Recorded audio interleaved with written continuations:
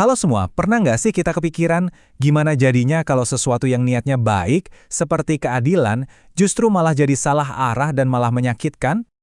Nah, kita mulai dari kalimat yang cukup menusuk ini ya. Dikatakan, keadilan tanpa belas kasih adalah kekerasan. Wah, ini dalam banget artinya. Coba deh kita kupas bareng-bareng.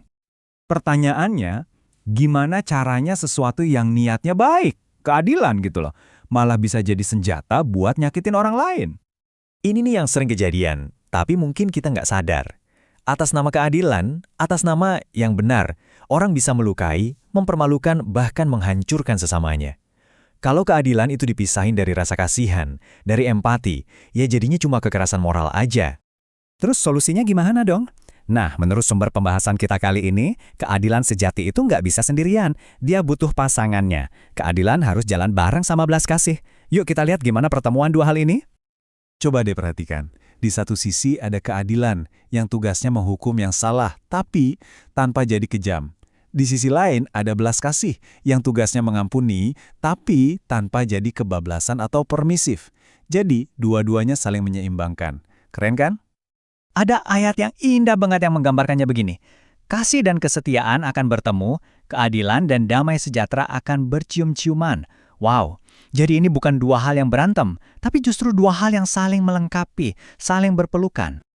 Tapi apa jadinya kalau keseimbangan ini hilang? Kalau cuma ada keadilan aja tanpa belas kasih? Nah, kita akan lihat contoh klasiknya nih. Kita lihat kisahnya orang-orang Farisi.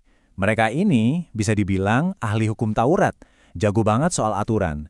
Tapi masalahnya mereka begitu kaku sama aturan, sampai-sampai mereka malah menghancurkan orang yang seharusnya dilindungi sama hukum itu.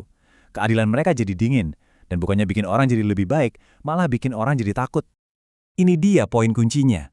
Secara teknis, apa yang mereka lakukan itu nggak salah loh. Aturannya ya memang begitu. Tapi mereka lupa sama hal yang paling penting dari hukum itu sendiri. Keadilan, belas kasihan, dan kesetiaan. Mereka jadi benar secara aturan, tapi salah secara hati. Nah, cerita ini membawa kita ke sebuah kisah yang luar biasa, yang menunjukkan ada cara lain, ada alternatifnya. Bayangin situasinya, ada seorang wanita yang ketahuan berbuat salah. Menurut hukum waktu itu, hukumannya jelas, harus dirajam sampai mati. Orang-orang udah siap, batu-batu udah di tangan. Ini adalah momen di mana keadilan yang legal tapi brutal akan ditegakkan. Lalu, Yesus datang.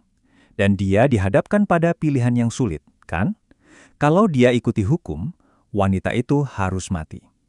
Tapi kalau dia biarkan pergi, seolah-olah dia membenarkan dosanya. Jadi, apa yang dia lakukan? Dan jawabannya itu jenius. Dia bilang, siapa di antara kalian yang gak punya dosa, silahkan lempar batu pertama. Coba lihat, dia nggak menghapus keadilan, sama sekali nggak. Tapi dia mengubah cara pandangnya. Dia membalikkan cermin ke arah para penuduh itu sendiri. Dan setelah semua orang pergi, dia bilang ke wanita itu, pergilah dan jangan berbuat dosa lagi. Ini dia intinya. Dia tetap bilang bahwa perbuatannya itu salah. Kebenaran ditegakkan. Tapi dia menawarkan kesempatan kedua, menawarkan pemulihan, bukan penghukuman. Inilah keadilan yang menyembuhkan. Oke, ceritanya kan udah ribuan tahun lalu. Terus, apa hubungannya sama kita sekarang? Nah, disinilah tantangannya. Buat kita semua, di kehidupan kita sehari-hari. Coba deh kita jujur sama diri sendiri. Waktu kita mengoreksi orang lain, niat kita itu sebetulnya mau memulihkan dia, atau cuma mau melukai egonya? Waktu kita menilai sebuah situasi, kita beneran cari kebenaran, atau cuma mau menang debat? Dan waktu kita bela yang benar, apa kita melakukannya dengan hati yang penuh belas kasih? Jadi pilihannya jelas banget kan? Kalau kita pilih keadilan tanpa belas kasih, ujung-ujungnya cuma kepahitan, kekerasan yang nggak kelihatan, dan kehancuran. Tapi kalau kita pilih keadilan yang dibarengi belas kasih, hasilnya adalah kebenaran, pemulihan, dan penyembuhan. Jalan yang kita pilih itu menentukan segalanya.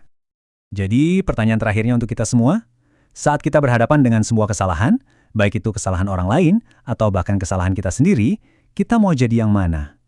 Kita mau jadi orang yang siap mengambil batu, atau kita mau jadi orang yang mengulurkan tangan? Pilihan itu ada di tangan kita masing-masing,